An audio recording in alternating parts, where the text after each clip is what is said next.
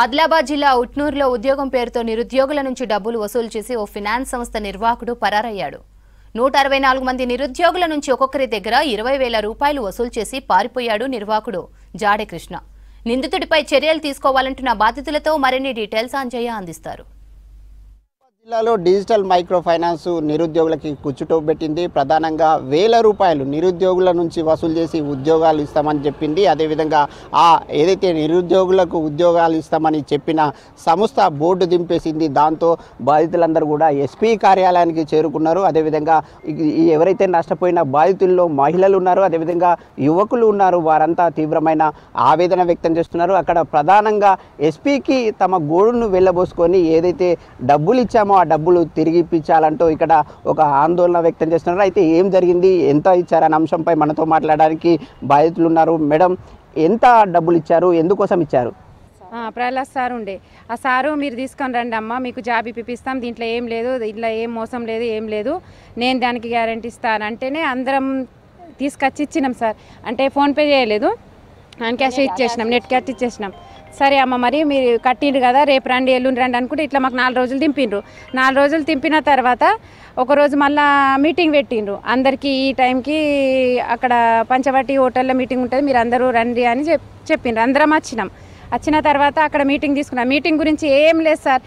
ఆడ బ్యాంకులో మనం ఎట్లా పనిచేయాలా అది ఇది లేక మొత్తం ఏదేదో మాటలు తీసి నవ్వుకుంటా అది ఇది క్రమశిక్షణ అది ఇది అనుకుంటా చెప్పి మొత్తం టైం వేస్ట్ చేసిండు వాళ్ళు. 2 వరకు, 2 తర్వాత భోజనం పెట్టి ఒక 5 నిమిషాలు కూర్చోబెట్టినాక మీరు ఇంటికి వెళ్ళిపోండి రమ్మా, మళ్ళీ మీటింగ్ ఎప్పుడు ఉంటుందో అప్పుడు చెప్తామని చెప్పిండ్రు. ఆ రోజు నుంచి 3-4 రోజులు మళ్ళీ ఇంటికన్నా ఉన్నాం సార్. తర్వాత 5కి నా తరపు నుంచి మీకు 15,000 ఇట్లా, నా తరపు నుంచి మీకు 15,000 పేమెంట్ వేస్తాను, మీరు తీసుకొని రమ్మా, ఇట్లా తీసుకొని రండి అని చెప్పిండు. 1వ డేట్ పోయింది, 5వ డేట్ పోయింది సార్. లోన్ కూడా ఇస్తాం మేము అంటే, సార్ మేము ఎంత లోన్ ఇస్తారని మేము అడిగితే మీకు 5,15,000 మీకు లోన్ ఇస్తామని అన్నారు. అయితే దానికి వడ్డీ కూడా తీసుకోం, మీకు ఇంకా కావాలంటే మీరు 6 నెలల లోపలిది స్టేట్మెంట్ బ్యాంకు నుంచి తీసుకొని రండమ్మా అని చెప్పిండ్రు. మేమందరం ఖర్చు పెట్టి 300 రూపాయలు మాకు తగిలినాయి సార్ స్టేట్మెంట్ మొత్తం తీయడానికి 6 నెలల ముందుది.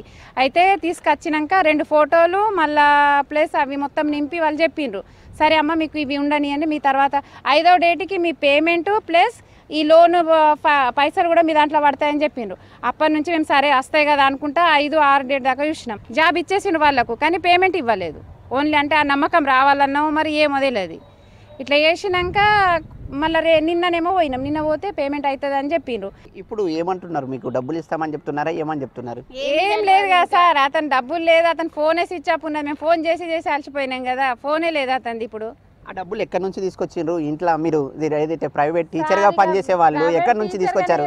సార్ మేము ఇంకా మహారాష్ట్రకి వెళ్ళి కడుపు కోసం ఇక్కడ వచ్చి బతుకుతున్నాం సార్. ఇప్పుడు ఇది జాబు 7,000 కంటే ఇక్కడ 20,000 ఇస్తారు కదా అని ఇంట్లో నింపేసినాం. నేను 10,000 నింపినాం, 10,000 ఏమో ఇట్లా ఇచ్చినాం. వీళ్ళందరూ కూడా ఒక ఆవేదన వ్యక్తం చేస్తున్నారు. ప్రధానంగా తాము తీవ్రంగా డబ్బులు నష్టపోయాం, ముఖ్యంగా అప్పులు తీసుకొచ్చి నష్టపోయామని వాళ్ళంతా ఒక ఆవేదన వ్యక్తం చేస్తున్నారు. తమకు న్యాయం చేయకపోతే తమ పరిస్థితి మరింత దిగజారుతుందని వాళ్ళు చెప్తున్న పరిస్థితి కనిపిస్తుంది. అయితే ఈ సందర్భంగా కొంతమంది యువకులు ఉన్నారు, వారిని తెలుసుకుందాం. అన్న, నువ్వు ఎంత ఇచ్చినావు? 20,000 అన్న. 20,000 ఏమంటున్నారు ఇప్పుడు మీ ఎవరైతే డిజిటల్ మైక్రో ఫైనాన్స్కు సంబంధించిన వాళ్ళు ఏమంటున్నారు? కాంటాక్ట్లో లేదు సార్, నిన్నటి నుంచి కాంటాక్ట్స్ లేవు. గ్రూప్ నుంచి వెళ్ళిపోయారు, అన్న ఎగ్జిట్ అయిపోయి అన్న ఎవరికి కాల్ చేసినా రెస్పాన్స్ లేదు, స్విచ్ ఆఫ్ వస్తున్నాయి. ఇప్పుడు మీకు ఎట్లాంటి న్యాయం చేయాలి, ఏ విధమైన న్యాయం చేయాలి? సార్ మాకు జాబ్ ఇస్తారని పిలిచిండ్రు సార్. పిలిచిండ్రు తర్వాత మాకు జీతాలు ఇస్తారని చెప్పిండ్రు. ఫస్ట్ సాటర్డే నుంచి చెప్పింది సార్.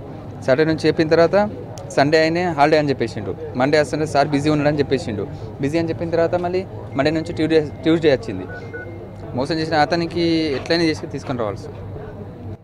ఈ నిరుద్యోగులు ఎవరైతే నిరుద్యోగ యువకులందరూ కూడా ఉద్యోగాల కోసం ఆరాట పడుతుంటారు. అలాంటి నిరుద్యోగులకి కూర్చుటోపు ఎవరైతే పెట్టారో వారిపై కఠినమైన చర్యలు చేపట్టాలి. అదేవిధంగా తమకు తిరిగి డబ్బులు ఇప్పించే విధంగా చర్యలు చేపట్టాలంటూ నిరుద్యోగులు వీళ్ళందరూ కూడా ఎస్పీ కార్యాలయానికి చేరుకొని ఒక ఆవేదన వ్యక్తం చేస్తున్నారు. ఎస్పీ సార్ ఏదైతే ఎవరైతే మోసం చేశారో డిజిటల్ మైక్రో ఫైనాన్స్కు సంబంధించిన యాజమాన్యం, ఆ యాజమాన్యంపై కూడా కఠినమైన చర్యలు చేపట్టాలని నిరుద్యోగులు ఎస్పీని కోరుతున్నారు. కెమెరామెన్ విఠల్తో అంజయ్య, V6 న్యూస్, ఆదిలాబాద్.